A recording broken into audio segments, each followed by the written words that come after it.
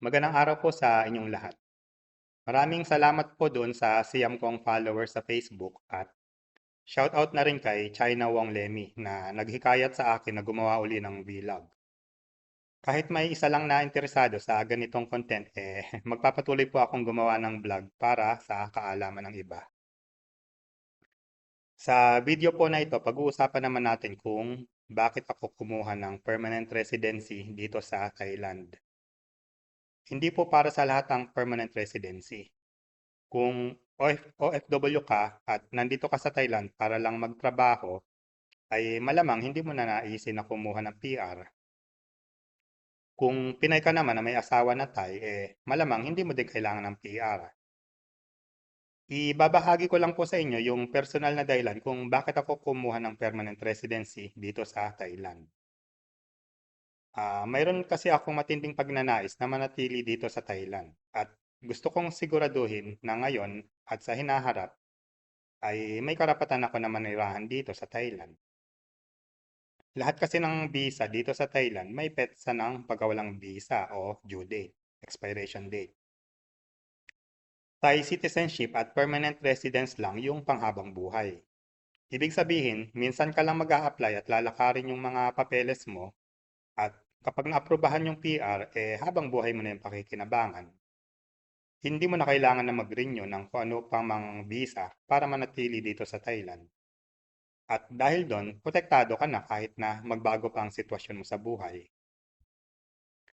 Magbibigay po ako ng halimbawa kung ano ba yung mga sitwasyon mo sa buhay na maaaring magbago na makakaapekto sa iyong visa dito sa Thailand.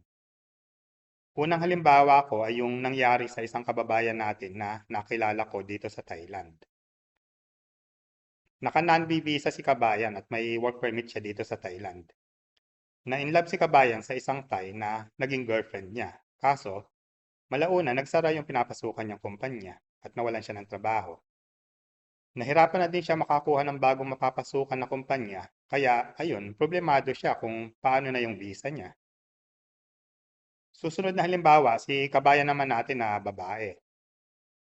Nag-asawa ng Thai at non-o marriage visa gamit niya. Hindi naman nagtagal yung pagsasama nila, naghiwalay sila nung Thai. May trabaho si kabayan na guro dito sa Thailand at hindi na siya makakapag-renew ng marriage visa niya, kaya bigla siya na problema.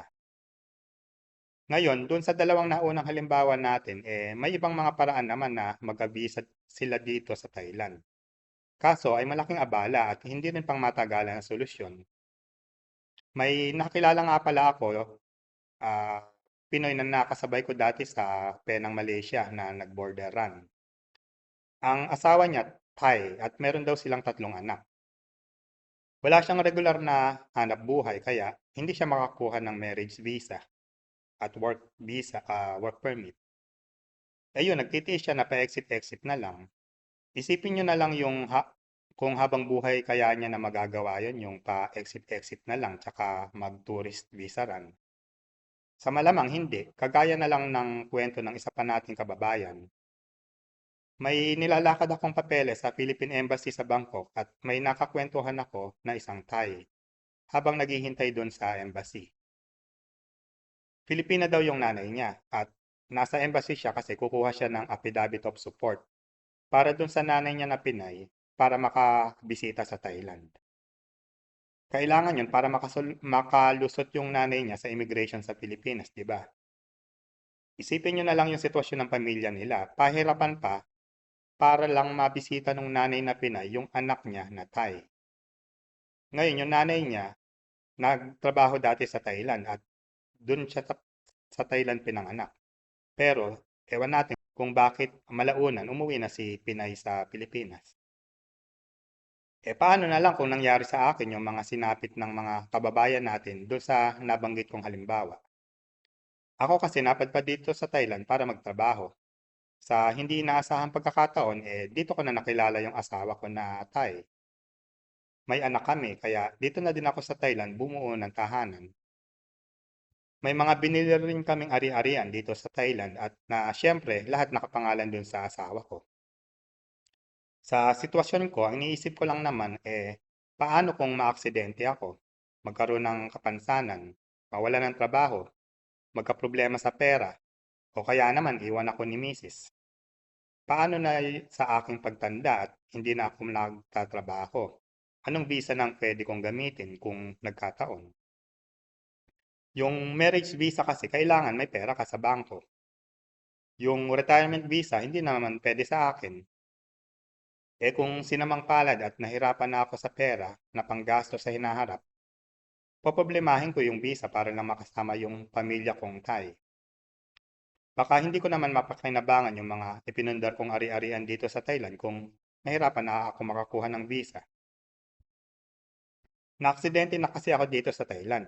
Yan po yung picture nung nabangga ako gamit motorsiklo.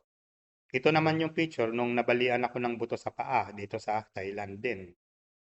Tapos yung trabaho ko pa dito sa Thailand, medyo malapit din sa disgrasya.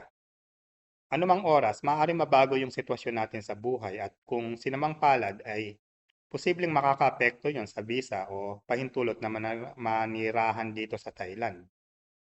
Yung pagkuha ko ng permanent residence o PR, para lang din akong kumuha ng insurance. Para kung ano man ang mangyari sa hinaharap, ay hindi maapektuhan yung pananatili ko dito sa Thailand. Isa pang dahilan yung mga magulang ko sa Pilipinas. Halimbawa, isa na lang sa kanila ang natitira, walang mag-aalaga doon, kaya kukunin ko sila dito sa Thailand. Ngayon, kung PR ako o permanent residence, magiging dependent ko sila. Kaya hindi rin magiging mahirap yung visa para doon sa magulang ko. Yan po yung mga pangunahin kong dahilan kung bakit ko naisipang kumuha ng PR. Pero may iba pang dahilan. Ang totoo niyan, ang isa pa sa dahilan nabuwisit ako sa palagian na lamang na 90 days reporting. Marami pa po akong ibabahaging kwento sa inyo tungkol dun sa pagkuha ko ng PR. Kung interesado po kayo tungkol sa PR dito sa Thailand ay nakikiusap po ako na i-like nyo itong video at ibahagi nyo sa mga kababayan natin dito sa Thailand. I-follow nyo rin po ako sa Facebook at mag-subscribe sa aking YouTube channel para madali nyo mahanap yung iba ko pang mga video. Huwag nyo din pong kalimutan na mag-react, mag-comment at magtanong para na rin masagot natin yung mga katanungan sa susunod na mga video. Maraming salamat po sa inyong panonood.